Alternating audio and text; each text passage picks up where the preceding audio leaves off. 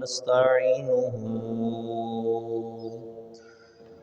ونستغفره ونؤمن به ونتوكل عليه ونعوذ بالله من شرور أنفسنا ومن سيئات أعمالنا ومن يهده الله فلا مضل له ومن يضلله فلا هادي له ونشهد أن لا إله إلا الله وحده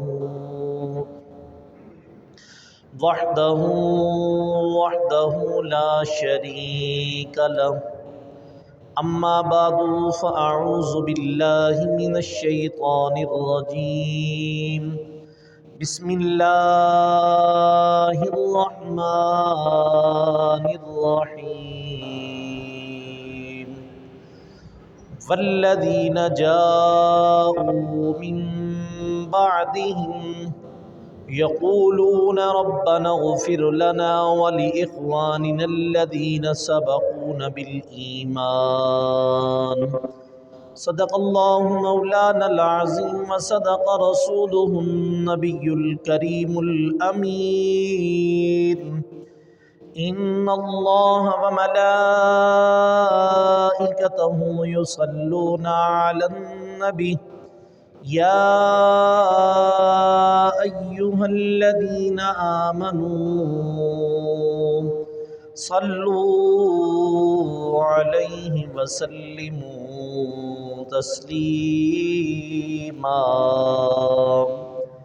باوز بلند درود پاک پڑھے. الصلاۃ والسلام علیک یا رسول اللہ. الصلاۃ والسلام علیک یا رحمۃ للعالمین. الصلاۃ والسلام علیک یا جد الحسن والحسین. الصلاۃ والسلام علیک یا شفیع المذنبین. یا صاحب الجمال یا سید البشر من وجهك المنير لقد نور القمر. لا يمكن الثناء كما كان حقه بعد خدا بزرگ توئی قصہ مختصر. اللہ تبارک و تعالی جل جلالہ و عم نوالہ و اعظم شانہ کی حمد و ثنا کے بعد انتہائی واجب القدر والاحترام معزز و محترم محتشم عزیز بزرگوں، 28ویں پارے کی سورۃ الحشر کی ایک آیت کریمہ کا کچھ حصہ تلاوت کرنے کا شرف حاصل کیا ہے. اللہ تبارک و تعالیٰ کی بارگاہ میں دعا ہے رب ذوالجلال مجھے کلمہ حق کہنے کی توفیق عطا فرمائے، اور آپ کو اور مجھے کلمہ حق سن کر اس پر عمل پیرا ہونے کی بھی توفیق عطا فرمائے. دوستان گرامی قدر، یہ ماہ ربیع الثانی کا مہینہ ہے، 11ویں شریف کا بابرکت مہینہ ہے، اور اس مہینے کے اندر حضور سیدنا غوث پاک محبوب سبحانی قندیل نورانی شہباز لامکانی حضور سیدنا غوث پاک رضی اللہ تعالیٰ عنہ کی 11ویں شریف کا اصال ثواب کے لیے یہ محفل 11ویں شریف منعقد کی جاتی ہے. ویسے تو یہ جتنے بھی محافل ذکر نعت ہو، محافل درود و سلام ہو، یہ جتنا بھی کچھ ہم اہتمام کرتے ہیں، یہ سب کا سب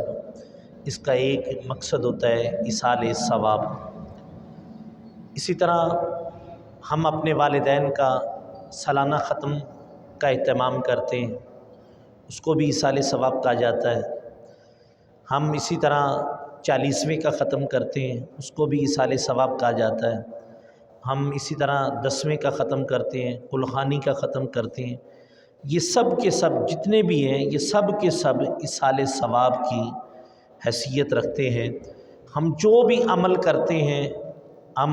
محفل ذکر نعت کی صورت میں عمل کریں، ہم کوئی بھی عمل کرتے ہیں تو ہم اس کا ثواب اپنے بزرگان دین کو، حضور سیدنا غوث پاک کو، حضرت داتا گنج بخش علی اجمیری رحمۃ اللہ علیہ کو، اپنے والدین، ماں باپ، بہن بھائی، رشتہ داروں کو اس کا ثواب ہم پہنچاتے ہیں۔ حضرات محترم، پہلی تو بات یہ ذہن کے اندر رکھیں کہ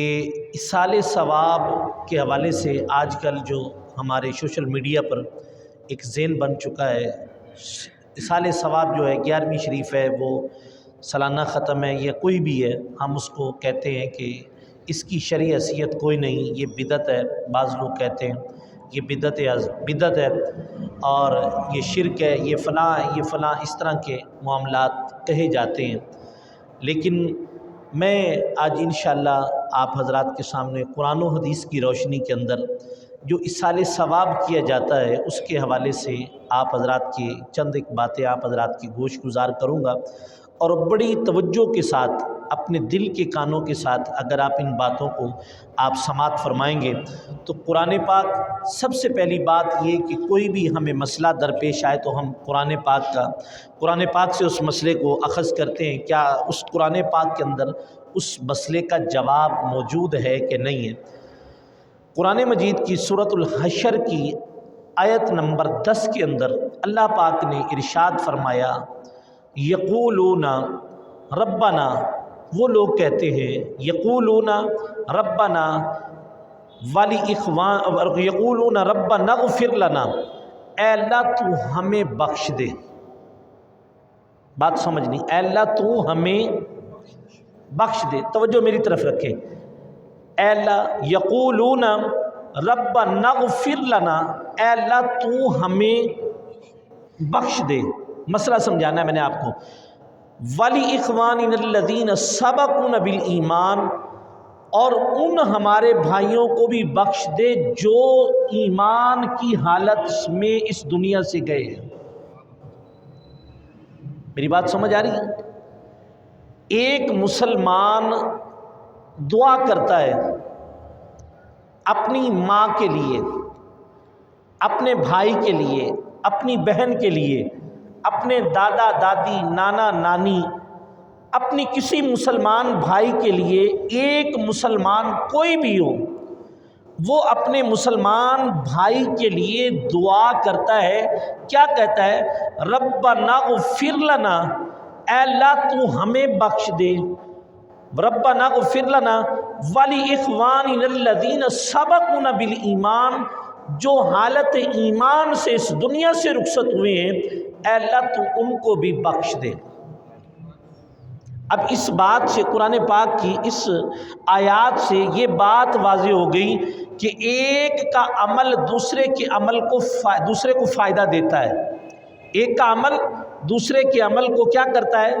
فائدہ دیتا ہے، کیونکہ قرآن، ایک مسلمان زندہ ہے اور ایک دنیا سے پردہ کر گیا ہے۔ جو زندہ ہے وہ اپنے بھائیوں کے لیے، رشتہ داروں کے لیے، آدم علیہ السلام سے لے کر آج تک جتنے مومن مسلمان مرد ہیں، وہ عورت ہیں، وہ بچیے ہیں، وہ نوجوان ہیں، سب کے لیے وہ دعا کرتا ہے، ربنا اغفر لنا، اے اللہ تو ہمیں بخش دے، اور ہمارے بعد سبقونا بالایمان، جو ہمارے مسلمان بھائی حالت ایمان کے اندر اس دنیا سے گئے ہیں، اے اللہ تو ان کو بھی بخش دے۔ یعنی ایک مسلمان زندہ ہے اور ایک مسلمان دنیا سے چلا گیا ہے، اب زندہ مسلمان اپنے دوسرے مسلمان کے لیے کیا کر رہا ہے؟ دعا کر رہا ہے۔ دوسرے کے لیے کیا کر رہا ہے؟ وہ دعا کر رہا ہے، اور وہ کیا کہتا ہے؟ اے اللہ تم ہمیں بھی بخش دے اور ہمارے دوسرے مسلمان بھائی کو بھی بخش دے۔ قرآن پاک سے یہ بات واضح ہو گئی کہ ایک کے عمل سے دوسرے کو فائدہ، ایک کے عمل سے، مثال کے طور پر آپ نے کوئی بھی اہتمام کیا، عام روٹین کے اندر آپ گھر میں بیٹھے ہوئے ہیں، آپ عام روٹین کے اندر کھانا کھاتے ہیں نا، پانی پیتے ہیں، یہ کھانا کھاتے ہیں، اور آپ اس کے لیے ہاتھ اٹھا کر، اسی کھانے کو سامنے رکھ کر، اس کے ہاتھ اٹھا کر آپ اللہ کی بارگاہ میں استغاثہ عرض کرتے ہیں، اے اللہ اس کا ثواب میرے بھائی کو عطا فرما، اے اللہ اس کا ثواب میری والدہ کو عطا فرما، اے اللہ اس کا ثواب میرے والد کو عطا فرما، اے اللہ اس کا ثواب میرے دادا کو عطا فرما، میری دادی کو عطا فرما۔ یعنی جب بندہ مومن مسلمان ایک مسلمان عمل کرتا ہے اور اپنے دوسرے مسلمان بھائی کے لیے دعا کرتا ہے کہ اللہ اس کا ثواب میرے فلاں بھائی کو عطا فرما یا فلاں مسلمان کو عطا فرما، تو اللہ تبارک و تعالیٰ کی رحمت اتنی وسیع ہے، اللہ ثواب پہنچانے والے کو بھی عطا فرماتا ہے اور اللہ تبارک و تعالیٰ اس بندے کو بھی ثواب عطا فرماتا ہے جو اس دنیا سے جا چکا ہے۔ اب سنیے حدیث پاک، حضرت بخاری شریف امام بخاری رحمۃ اللہ علیہ نے ایک حدیث پاک نقل فرمائی۔ امام بخاری رحمۃ اللہ علیہ آپ فرماتے ہیں کہ میرے آقا نبی سید دو عالم نور مجسم صلی اللہ علیہ وسلم آپ ایک مرتبہ آپ کا گزر قبرستان سے ہوا، میری طرف توجہ رکھیں، آپ کا گزر قبرستان سے ہوا۔ حضور نبی پاک علیہ الصلوۃ والسلام کا جب گزر قبرستان سے ہوا تو آپ نے کیا دیکھا کہ دو قبروں کے اوپر عذاب الہی ہو رہا ہے، قبر کے اندر جو ہے ان کو عذاب الہی ہو رہا ہے۔ حضور نبی پاک علیہ الصلوۃ والسلام نے جب ان کو قبر کے اندر عذاب الہی کو ملاحظہ فرمایا، اب آپ اسی بات پر غور کریں، ہم قبرستان کے اندر سے گزرتے ہیں، ہمیں معلوم نہیں ہوتا کہ قبر کو صاحب قبر کو عذاب ہو رہا ہے یا نہیں عذاب ہو رہا، ہمیں معلوم نہیں ہوتا کیونکہ وہ کئی منو من مٹی کے نیچے ہوتا ہے۔ لیکن ہم میرے آقا نبی پاک علیہ الصلوۃ والسلام جب قبرستان سے گزرتے ہیں، گزر کر جب آپ دیکھتے ہیں، آپ کی نگاہ نبوت جب ان کو دیکھ لیتی ہے، میرے آقا فرماتے ہیں ان کو دو قبر والوں کو عذاب کے اندر مبتلا ہیں، عذاب میں مبتلا ہیں۔ حضور نبی پاک علیہ الصلوۃ والسلام نے کیا کیا؟ آپ فرماتے ہیں میرے صحابہ اکرام فرماتے ہیں ہم نے دیکھا کہ حضور نبی پاک علیہ الصلوۃ والسلام نے فرمایا ان کو کسی گناہ کبیرہ کی وجہ سے ان کو عذاب نہیں ہو رہا، بلکہ گناہ صغیرہ کی وجہ سے ان کو فرمایا کہ ان کو عذاب الہی ہو رہا ہے۔ پوچھا گیا، صحابہ نے پوچھا یا رسول اللہ اس کی وجہ کیا ہے؟ فرمایا ایک آدمی کو اس لیے عذاب ہو رہا ہے کہ وہ پیشاب کے چھینٹوں سے بچتا نہیں تھا۔ حدیث کو سماعت کرنا، جب حدیث کو سماعت کریں گے تو انشاءاللہ آپ کے ذہن کے دریچے کھلیں گے۔ فرمایا ایک بندہ وہ ہے کہ فرمایا جو پیشاب کے چھینٹوں سے نہیں بچتا تھا، اور پھر ایک فرمایا وہ ہے فرمایا جو چغل خوری کرتا تھا۔ کیا کرتا تھا؟ چغل خوری، یعنی ادھر کی بات ادھر لگائی، اس کی بات سنی کی اس کو لگا دی، اس کی بات سنی اس کو لگا دی۔ فرمایا ایک آدمی جو تھا وہ کیا کرتا تھا؟ وہ ایک آدمی چغل خوری کرتا تھا اور ایک آدمی جو تھا وہ پیشاب کے چھینٹوں سے نہیں بچا کرتا تھا۔ تو میرے آقا نبی پاک علیہ الصلوۃ والسلام نے فرمایا کہ اس وجہ سے یہ دونوں عذاب کے اندر مبتلا ہیں۔ اور حضور نبی پاک علیہ الصلوۃ والسلام امام بخاری رحمۃ اللہ علیہ نے فرمایا، میرے آقا نبی پاک علیہ الصلوۃ والسلام نے فرمایا ان کی تمام زندگی میرے سامنے ہے، میں ان کی تمام زندگی کا مشاہدہ کر رہا ہوں، میں نے ان کی تمام زندگی کو دیکھ لیا ہے، کسی اور وجہ سے ان کو عذاب نہیں ہو رہا بلکہ ان کو عذاب ہو رہا ہے۔ تو فرمایا کہ ان دو وجوہات کی بنا پر ان دونوں کو عذاب ہو رہا ہے، ایک پیشاب کے چھینٹوں سے نہیں بچتا تھا اور فرمایا دوسرا جو تھا وہ فرمایا چغل خوری کرتا تھا، فرمایا اس وجہ سے اس کو عذاب کے اندر اللہ نے مبتلا کر دیا۔ اب حضرات محترم آپ اس حدیث پاک پر غور کریں، صحابہ فرماتے ہیں حضور نے پھر کیا فرمایا، حضور نے کیا عمل کیا؟ میرے آقا نبی پاک علیہ الصلوۃ والسلام کے صحابہ فرماتے ہیں حضور نبی پاک علیہ الصلوۃ والسلام نے ایک کھجور کی شاخ کو لیا،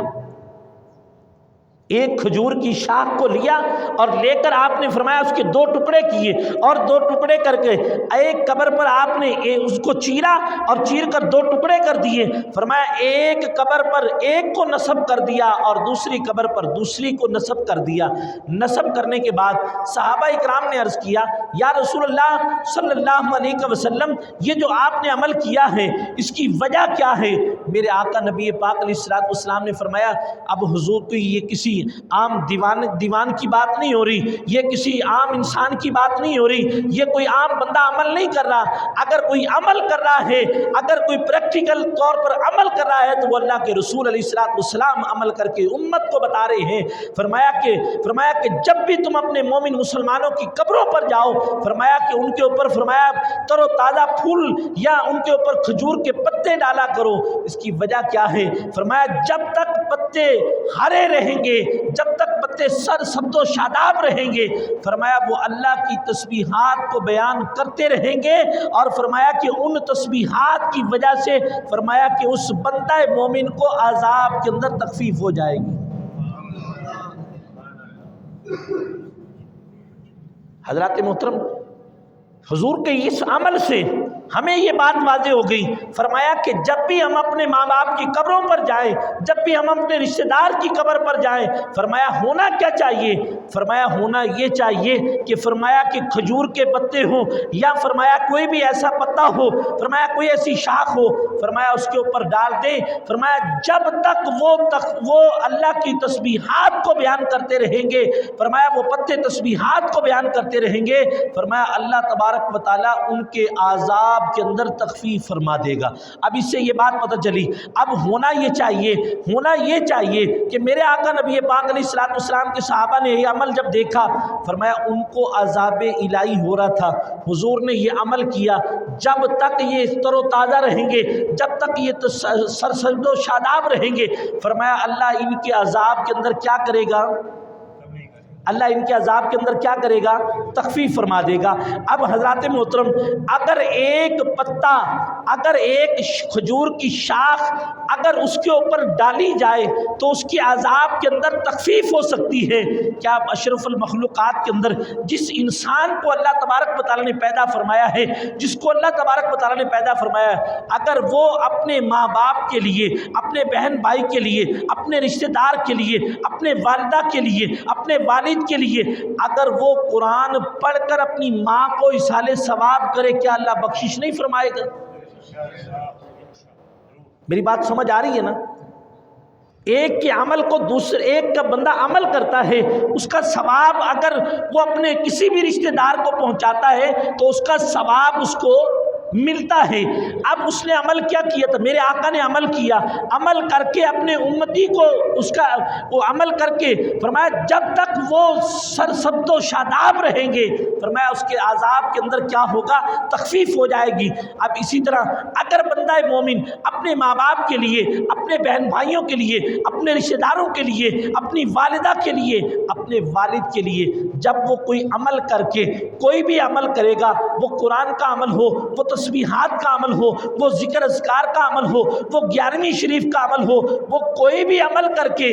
اگر اس کا ثواب اپنے رشتہ داروں کو، اپنی ماں کو، اپنے بھائیوں کو، اپنے رشتہ داروں کو پہنچائے گا، فرمایا اللہ تبارک و تعالیٰ ان کے عذاب میں بھی تخفیف فرما دے گا۔ اچھا، اب دوسری بات یہاں پر یہ ذہن میں آئی، سمجھ لوگوں کو ذہن میں یہ سوال پیدا ہو سکتا ہے، جناب ایک بندہ ہے، اللہ نے اس کی مغفرت فرما دی، وہ نا اللہ کہتے ہیں نا عدل کرے تاں تھر تھر کمبن، اچیاں شانہ والے تے فضل کرے تاں بخشے جاسن، میں ورگے منہ کالے ہیں۔ تو ایک بندے کی بخشش کر دی ہے، اب اس کی اولاد، اس کے بہن بھائی، رشتہ دار اس کے لیے دعائے مغفرت کر رہے ہیں، ایصال ثواب کر رہے ہیں۔ اب اس کا معنی کیا ہوگا کہ جو عمل وہ کر رہے ہیں اس کی تو اللہ نے بخشش کر دی ہے، اب جو اس کے عزیز و اقربا رشتہ دار جو ہیں، بہن بھائی ہیں، اس کے لیے ایصال ثواب کرتے ہیں، 11ویں شریف کا ختم دلاتے ہیں، یا کوئی ایسا عمل کرتے ہیں اس کے ایصال ثواب کے لیے، تو اب جب اس کے عمل کے لیے، جب وہ کوئی ثواب اس کے لیے کوئی عمل کرتے ہیں، تو اب اس کا معنی کیا ہوگا؟ تو علماء اکرام، مفسرین اکرام فرماتے ہیں، اے اللہ تو ان کے درجات کو بلند فرما۔ بخشش تو ہو گئی ہے نا، بخشش اللہ نے کر دی، اب کیا ہوگا؟ ان کے درجات کو کیا فرما؟ بلند فرما۔ اس حدیث پاک سے یہ بات واضح ہوئی کہ میرے آقا نبی پاک علیہ الصلوۃ والسلام نے اس عمل سے امت کو واضح کر دیا، فرمایا کہ اگر تم اپنے والدین کی قبروں پر جاؤ تو قبر پر جا کر فرمایا کہ کوئی قرآن خوانی، ذکر اذکار، کوئی درود و سلام، کوئی نعت خوانی یا قرآن پاک، کوئی بھی ایسی قرآن پاک کی سورت یاسین ہو، سورت فاتحہ ہو، کوئی بھی قرآن پاک جسے پڑھا جائے، فرمایا جب تم اپنے والدین کے لیے قرآن پاک پڑھو گے تو فرمایا اللہ تبارک و تعالیٰ ان کی مغفرت بھی فرمائے گا، ان کے درجات کو بلند بھی فرمائے گا۔ اب دوسری حدیث پاک، حضرت انس رضی اللہ تعالیٰ عنہ، آپ حدیث پاک کے راوی ہیں، آپ فرماتے ہیں کہ میرے آقا نبی پاک علیہ الصلوۃ والسلام، اور دوسرا حضرت انس رضی اللہ عنہ فرماتے ہیں کہ میرے آقا نبی پاک علیہ الصلوۃ والسلام کا مبارک عمل یہ تھا کہ حضور نبی پاک علیہ الصلوۃ والسلام کے ایک صحابی حضرت سعد رضی اللہ تعالیٰ عنہ، میرے آقا نبی پاک علیہ الصلوۃ والسلام کے صحابی، ان کی والدہ فوت ہو گئی، اور حضرت سعد رضی اللہ عنہ حضور نبی پاک علیہ الصلوۃ والسلام کی بارگاہ میں حاضر ہوئے، کہنے لگے یا رسول اللہ میری والدہ فوت ہو گئی اور میں ان کے لیے کوئی عمل کرنا چاہتا ہوں جن کا ثواب ان کو ملتا رہے، میں کوئی ایسا عمل کرنا چاہتا ہوں جو اس کو ثواب جب تک وہ چلتا رہے، فرمایا اس کا ثواب اس کو ملتا رہے۔ حضرت سعد رضی اللہ عنہ فرماتے ہیں کہ میرے آقا نبی پاک علیہ الصلوۃ والسلام نے فرمایا کہ مدینہ طیبہ کے اندر ایک کنواں کھدوا دو۔ حضرت سعد رضی اللہ عنہ نے کنواں کھدوا دیا اور اس کے اوپر لکھ دیا ہذہ ام سعد، اس کے اوپر لکھ دیا ہذہ ام سعد، یہ ام سعد کی والدہ کا کنواں ہے، اور جو بھی اس سے فائدہ حاصل کرے فرمایا وہ اس کا ثواب حضرت سعد رضی اللہ عنہ کی والدہ کو پہنچائے۔ اب یہاں پر مسئلہ جو واضح کرنا میں چاہتا ہوں، آپ کو بتانا چاہتا ہوں، ہمارے بعض بزرگان دین بظاہر اولیاء کاملین جتنے بھی ہیں ان کا طریقہ کار یہ ہوتا ہے، بعض عام ہمارے سیدھے سادے مسلمان دیہاتوں میں چلے جاؤ، گاؤں میں چلے جاؤ، تو انہوں نے کیا کیا ہوتا ہے، ایک بکرا پالا ہوتا ہے، یہ کیا ہے حضور غوث پاک کے، یہ غوث پاک کا بکرا ہے، یہ مرغا جو ہے یہ حضرت داتا گنج بخش اجمیری رحمۃ اللہ علیہ کے نام کا ہے، یہ فلاں چیز جو ہے یہ فلاں بزرگ کے نام کی ہے۔ پیارے بھائیوں، یہ بات اس لیے کی جاتی ہے کہ اس کے اندر برکتیں آ جائیں، بکرا یہ جو بھی ہے، لیکن جب ہم اسے ذبح کرتے ہیں، ذبح کرتے وقت حضرت داتا گنج بخش اجمیری کا نام نہیں لیتے، ذبح کرتے وقت ہم اس کے اوپر حضرت غوث پاک کا نام نہیں لیتے، ذبح کرتے وقت ہم اللہ کا نام لیتے ہیں، اور صرف نام اس لیے منسوب کیا جاتا ہے کہ اس کے اندر کیا آ جائے، برکت آ جائے۔ اور حضرت سعد رضی اللہ عنہ نے فرمایا کہ اس کے اوپر لکھ دیا ہذہ ام سعد، جو بھی بندہ اس سے فائدہ حاصل کرے فرمایا اس کا ثواب حضرت سعد رضی اللہ عنہ کی والدہ کو دے۔ اگر شرک ہوتا، اگر اس چیز کے اوپر غیر اللہ کا نام آ جائے تو چیز حرام ہو جاتی ہے، لیکن ہم یہ کہتے ہیں کہ چیز پر اگر غیر اللہ کا نام آ جائے وہ چیز حرام نہیں ہوتی، لیکن جب ذبح کرتے وقت اس کے اوپر نام جو لیا جاتا ہے وہ غیر اللہ کا نام نہیں لیا جاتا، وہ اللہ کا نام لیا جاتا ہے، وہ حضور غوث پاک کا نام نہیں لیا جاتا، حضرت داتا گنج بخش اجمیری رحمۃ اللہ علیہ کا نام نہیں لیا جاتا، بلکہ اس کے اوپر نام جو لیا جاتا ہے وہ حضور اللہ کا نام لیا جاتا ہے۔ اسی لیے حضرت سعد رضی اللہ عنہ نے فرمایا اس کے اوپر لکھ دیا اگر یہ شرک ہوتا، اگر یہ بدعت ہوتی تو میرے آقا نبی پاک علیہ الصلوۃ والسلام یہ فرما دیتے اے سعد یہ تم نے کیا کیا ہے، یہ تم نے شرک کیا ہے، یہ بدعت کی ہے، لیکن میرے آقا نبی پاک علیہ الصلوۃ والسلام نے نہیں منع فرمایا، اور فرمایا اس سے کئی کھیت سیراب ہوتے رہے، کئی صحابہ اس سے پانی پیتے رہے، کئی راہگیر اس سے پانی پیتے رہے، فرمایا جب تک وہ چلتا رہے گا اس کا ثواب حضرت سعد کی والدہ کو ملتا رہے گا۔ اور دوسری دلیل یہ کہ ہم جب یہ نام جو کسی کے اوپر لکھا جاتا ہے کہ یہ غوث پاک کا بکرا ہے، یہ غوث پاک کی گائے ہے، یہ غوث پاک داتا علی اجمیری کا یہ مرغا ہے، میں ایک بات کہتا ہوں، ہمارے دوسرے سیدھے سادے مسلمانوں کو کہا جاتا ہے کہ یہ شرک ہو گیا، یہ فلاں ہو گیا، یہ فلاں ہو گیا، میں ان سے ایک سوال کرتا ہوں کہ جب قربانی کا جانور لیا جاتا ہے، جب قربانی کے لیے آپ جانور خریدتے ہیں نا، قربانی کے لیے جانور خریدتے ہیں، بڑا جانور خریدتے ہیں یا چھوٹا خریدتے ہیں، راستے سے گزرتے ہوئے کوئی بندہ پوچھتا ہے جناب یہ قربانی کس کی ہے؟ یہ قربانی یہ جناب میری والدہ کی ہے، کہتے ہیں نا یہ میرے بھائی کی ہے، یہ میری والدہ کی ہے، یہ میرے والد کی ہے۔ ہم یہ لفظ بولتے ہیں، اگر کسی چیز کے اوپر غیر اللہ کا نام آ جائے وہ چیز حرام ہو جاتی ہے۔ اگر حضور سیدنا غوث پاک رضی اللہ عنہ کے نام کا بکرا ذبح کیا جائے، ہم ان کا ذبح کرتے وقت ان کا نام نہیں لیتے، ہم ذبح کرتے وقت نام اللہ کا لیتے ہیں، اور ہم اس کا ثواب جو ہے حضرت داتا گنج بخش علی اجمیری کو پہنچاتے ہیں، ہم حضور سیدنا غوث پاک کو پہنچاتے ہیں اور غوث ولی کو پہنچاتے ہیں۔ فرمایا کہ ان کا جو بھی ہے اللہ تو نے اس کا ثواب عطا فرمانا ہے، اے اللہ اس کا ثواب فلاں نیک بندے کو عطا فرما، فلاں نیک بندے کو عطا فرما۔ تو اس سے معلوم ہوا کہ اگر کوئی بندہ ایصال ثواب کرتا ہے، فرمایا وہ ایصال ثواب کے اوپر اگر کوئی نام لیتا ہے جناب یہ ایصال ثواب جو ہے میری والدہ کے لیے ہے، یہ ایصال ثواب میری والدہ کے لیے، میرے بھائی کے لیے یا میری بہن کے لیے ہے، تو فرمایا کہ اگر اس کے اوپر یہ معاملات ہوتے تو حضور نبی پاک علیہ السلام کبھی بھی نہ فرماتے۔ حضرت سیدہ عائشہ صدیقہ رضی اللہ تعالیٰ عنہ فرماتی ہیں میرے آقا نبی پاک علیہ السلام کی پیاری زوجہ محترمہ حضرت خدیجہ الکبریٰ رضی اللہ تعالیٰ عنہ، آپ کا جب وصال ہو گیا حضور نبی پاک علیہ السلام اپنے ہاتھ سے بکری کو ذبح فرماتے ہیں، حضور حضرت بکری کو ذبح فرماتے اور فرمایا اس کا جو گوشت ہوتا اسے اپنے ہاتھ کے ساتھ بناتے اور بنا کر حضرت سیدہ خدیجہ الکبریٰ رضی اللہ تعالیٰ عنہ کی سہیلیوں کے اندر گوشت بھیجتے، لیکن ذبح کرتے وقت حضرت خدیجہ کا نام نہیں لیتے تھے بلکہ نام اللہ کا لیتے تھے، اے اللہ اس کا ثواب حضرت خدیجہ کو عطا فرما، اس کا ثواب حضرت خدیجہ کو عطا فرما۔ تو اس سے پتہ چلا کہ جب ایک مسلمان عمل کرتا ہے، وہ مسلمان عمل اپنے بہن بھائی کے لیے کرتا ہے، وہ اپنے رشتہ داروں کے لیے کرتا ہے، وہ اپنے کسی نیک بزرگ کے لیے کرتا ہے، اگر اللہ نے اس کی مغفرت فرما دی ہے تو پھر اس کا معنی یہ ہوگا یقولون ربنا اغفر لنا، اے اللہ یقولون ربنا اغفر لنا، اے اللہ تو ہمیں بھی بخش دے، ولاخواننا الذین سبقونا بالایمان، اے اللہ تو انہیں بھی بخش دے۔ اگر اللہ نے ان کی بخشش فرما دی ہے پھر اس کا معنی یہ ہوگا اے اللہ تو ان کے درجات کو بلند فرما، اے اللہ تو ان کے درجات کو بلند فرما۔ آج ہم ایصال ثواب کرتے ہیں، آج ہم 11ویں شریف کا ختم دلاتے ہیں، آج ہم تیسرے کا ختم دلاتے ہیں، ہم 10ویں کا ختم دلاتے ہیں، ہم 40ویں کا ختم دلاتے ہیں، لیکن اس کا مقصد کیا ہوتا ہے؟ اس کا مقصد یہ ہوتا ہے اے اللہ اس کا ثواب تو ان کو عطا فرما۔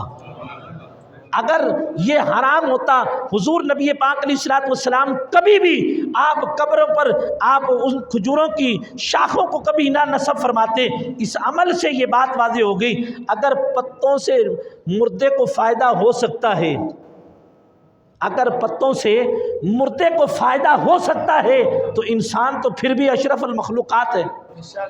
انسان پھر بھی اشرف المخلوقات ہے، جس کو اللہ تبارک و تعالیٰ نے بڑا اعلیٰ پیدا فرمایا ہے، وہ انسان جس کو اللہ نے اشرف المخلوقات میں سے پیدا فرمایا، اگر وہ اپنے والدین کے لیے تسبیح پڑھتا ہے، سمجھ آ رہی میری بات؟ اگر وہ اپنے والدین کے لیے قرآن پاک کی تلاوت کرتا ہے، اگر وہ کچھ نفلی عبادت کرتا ہے اور نفلی عبادت کر کے وہ کہتا ہے اے اللہ اس کا ثواب میری والدہ کو عطا فرما، میرے بھائی کو عطا فرما، میرے والد کو عطا فرما، فرمایا اس کا یہ عمل، فرمایا کہ اس کو ایصال ثواب جب تک کرتا رہے گا، فرمایا اس کو اللہ تبارک و تعالیٰ اس کو ثواب عطا فرماتا رہے گا۔ اور 3 عمل، یہ بات ذہن کے اندر رکھ لیں، یہ بات ذہن کے اندر رکھ لیں، 3 عمل انسان کے کبھی ضائع نہیں جاتے، سب کہہ دو سبحان اللہ۔ 3 عمل کبھی ضائع نہیں جاتے۔ پہلا عمل جو بندے نے نمازیں پڑھی ہیں، روزے رکھے ہیں، عبادت کی، کوئی ایسا عمل کیا اپنی زندگی کے اندر، فرمایا وہ کبھی ضائع نہیں جائے گا۔ اور دوسرا عمل فرمایا کہ اپنی اولاد کی تربیت اچھی کی، اپنی اولاد کو پڑھایا، اپنی اولاد کو سکھایا، قرآن و سنت کی تعلیم دی، اور پھر ان کو اچھا کھلایا، اچھا پڑھایا، پھر اچھی جگہ پر ان کا نکاح کر دیا۔ فرمایا یہ بھی اس کے لیے بخشش کا ذریعہ ہے۔ اب آپ نے دیکھا ہوگا جب بندہ فوت ہوتا ہے تو اس کے بیٹیاں، اس کے بیٹے بیٹیاں اس کے لیے دعائیں کیا کرتے ہیں؟ دعائیں مغفرت کرتے ہیں نا۔ اور جب تک وہ دعا کرتے رہیں گے، جب بھی وہ جب دعا مانگتے رہیں گے، اللہ تبارک و تعالیٰ اس بندے کے درجات کو، اس کی مغفرت فرماتا رہے گا۔ اور فرمایا تیسرا عمل، فرمایا اپنی زندگی کے اندر کوئی ایسا صدقہ جاریہ کر گیا، اپنی زندگی کے اندر کوئی ایسا نلکا لگوا گیا، کوئی ایسا مدرسہ تعمیر کروا گیا، کوئی ایسی مسجد بنا گیا، فرمایا جب تک وہ چلتی رہے گی، فرمایا اس کو ثواب اس کا ملتا رہے گا۔ یہ صفحے ہیں نا، یہ صفحے مجھے نہیں پتہ یہ کس نے بھیجی ہیں، لیکن جب تک اس پر نمازی نماز پڑھتے رہیں گے اس کا ثواب تمہیں ملتا رہے گا۔ اور کیا اللہ کے خزانے میں کمی ہے؟ کیا اللہ نے صرف ثواب جس نے لے کر دی ہے، جس نے یہ صف خرید کر دی ہے، صرف اللہ اسے ہی ثواب دے گا؟ فرمایا نہیں۔ اب حدیث پاک سنیے، اور آخری حدیث پاک، حضور نبی پاک علیہ السلام کی بارگاہ کے اندر ایک عورت حاضر ہوئی، کہنے لگی یا رسول اللہ صلی اللہ علیہ وسلم میری والدہ فوت ہو گئی ہیں، بڑی توجہ کے ساتھ۔ اور پھر یہ اس کو آپ نے مد نظر رکھنا ہے، اس صف کو مد نظر رکھیں گے پھر آپ کو بات سمجھ آئے گی۔ یہ جس نے صف دی ہے ثواب اس کو ملے گا، سمجھ آ رہی میری بات؟ اب ایک عورت حضور کی بارگاہ میں حاضر ہوئی، کہنے لگی یا رسول اللہ میری والدہ فوت ہو گئی ہیں، انہوں نے منت مانی تھی یا رسول اللہ اگر موقع میں وہ صحت یاب ہو جائیں گے، جیسا بھی معاملہ تھا، یا رسول اللہ وہ حج کریں گی۔ یا رسول اللہ اب وہ فوت ہو گئی ہیں تو یہ ان کے اوپر قرض ہے، اگر یہ قرض میں اتاروں تو کیا ثواب ان کو ملے گا؟ بات سمجھ آ رہی ہے؟ اگر یہ قرض میں اتاروں تو کیا انہیں اس کا ثواب ملے گا؟ فرمایا ہاں ضرور ملے گا۔ میرے آقا نبی پاک علیہ السلام نے فرمایا اے عورت خاتون مجھے یہ بتا کہ اگر تیری بہن پر قرض ہوتا یا تیری والدہ پر قرض ہوتا تو اسے ادا کرتی؟ کہنے لگی یا رسول اللہ میں ضرور ادا کرتی۔ فرمایا یہ بھی قرض ہے، اب یہ قرض کون اتارے گا؟ وہ بیٹی اتارے گی۔ اب مینا کے اندر، طواف کے اندر اور زیارت کے اندر، مزدلفہ کے اندر وہ بیٹی جائے گی، کیا ثواب اللہ صرف اس عورت کو عطا فرمائے گا؟ فرمایا نہیں، فرمایا جتنا ثواب اس طواف کرنے والی کو اللہ عطا فرمائے گا اتنا ہی ثواب اللہ تبارک و تعالیٰ اس کو بھی عطا فرمائے گا۔ یعنی ایک صف اگر تم نے خرید کر دی ہے، تم نے تو صف خرید کر دے دی، لیکن یہ جس نے خرید کر دی ہے جتنی مرتبہ اس کے اوپر نماز پڑھی جائے گی، جتنی مرتبہ اس کے اوپر بیٹھ کر قرآن پاک پڑھا جائے گا، جتنی مرتبہ اس کے اوپر بیٹھ کر نوافل ادا کیے جائیں گے، فرمایا جتنی مرتبہ تم یہ عمل کرتے جاؤ گے، فرمایا اس کا ثواب اللہ اس بندے کو عطا فرمائے گا، جتنا ثواب اللہ اس کو عطا فرمائے گا اتنا ہی ثواب اس بندے کو بھی عطا فرمائے گا۔ تو لہذا حضور سیدنا غوث پاک رضی اللہ عنہ کی 11ویں شریف کا جو ہمارا مقصد ہوتا ہے، ہمارا مقصد یہ نہیں ہوتا کہ جناب 11ویں شریف آئی اور کھایا پیا، یہ نہیں ہمارا مقصد ہوتا ہے۔ حضور سیدنا غوث پاک رضی اللہ عنہ کی 11ویں شریف کا مقصد یہ ہوتا ہے کہ فرمایا تم اگر اپنے گھر میں بیٹھ کر اگر 11ویں شریف کا ختم دلاتے ہو تو ایک حضور کی نعت بھی پڑھ لیا کرو،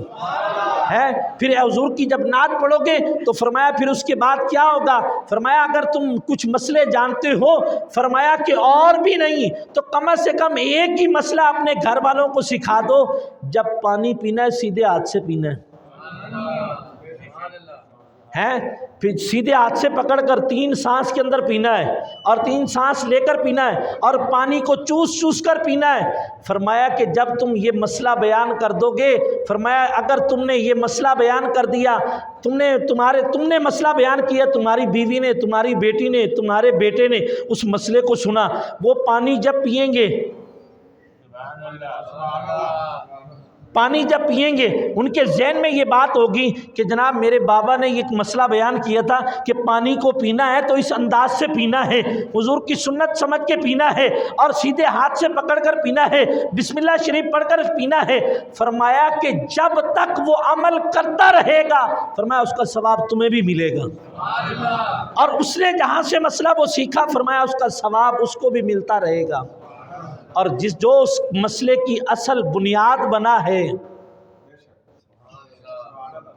جو اس مسئلے کی اصل بنیاد بنا ہے، جس نے صف خرید کر دی ہے، ثواب اس کو بھی ملے گا جب تک وہ عمل کرتے رہیں گے۔ اب آپ کی بیٹی گئی جا کر اپنی سہیلیوں کے اندر بیٹھی، اس نے کہا میرے بابا نے مجھ کو بتایا کہ پانی پینے کا یہ طریقہ ہے، 50 لڑکیاں بیٹھی تھیں، ان میں سے 10 نے عمل کر لیا، ایک ثواب کا سلسلہ شروع ہو گیا۔ یہ جب تک یہ چلتا رہے گا، فرمایا اللہ تبارک و تعالیٰ تمہیں بھی ثواب اس کا عطا فرماتا رہے گا۔ اللہ تبارک و تعالیٰ کی بارگاہ میں دعا ہے، اللہ پاک ہم سب کو قرآن و سنت کی تعلیمات پر عمل کی توفیق عطا فرمائے۔